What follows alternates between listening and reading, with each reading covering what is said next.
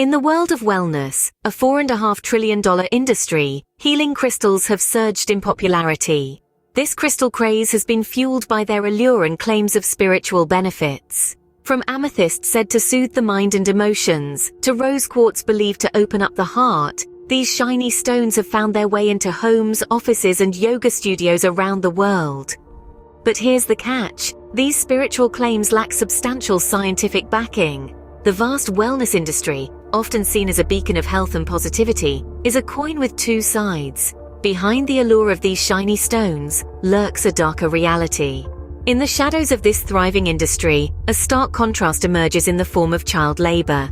Picture this: the sun-scorched mines of Madagascar, where children as young as 6 toil day in and day out. Their tiny hands, rough and calloused, tirelessly extract these so-called healing crystals from the unforgiving earth. The working conditions, far from anything we'd consider safe or humane, are a breeding ground for exploitation. These young miners work 12-hour days under the weight of an industry that ironically prides itself on promoting wellness.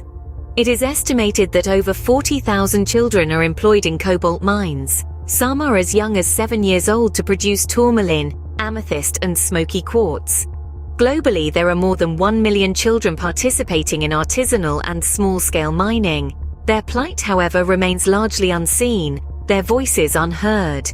The crystal industry, despite its sparkle and allure, is not governed by the same rules we've come to expect from other sectors. The lack of legislation and oversight leaves room for these gross human rights violations to persist. Unseen, unregulated, and unchecked, the industry thrives while its darkest secrets remain hidden from view. Lax regulations and lack of transparency further shroud the grim reality of this industry. The lack of legislation and oversight has led to a pressing need for ethical sourcing.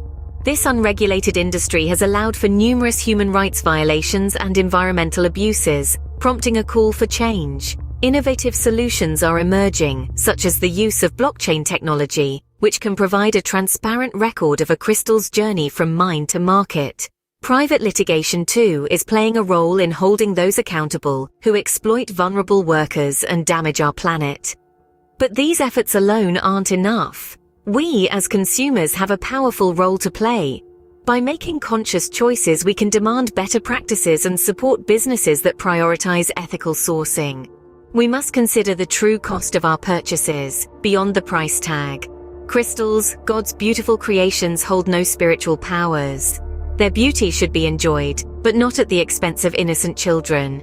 Next time you hold a shiny crystal in your hand, give a thought to the little boy who mined it under terrible conditions, and the little girl who spent hours polishing it. No childhood, no school, no time for play. Imagine that life for your child. Do you want to support this industry of exploitation? Do your research. Do not be misled.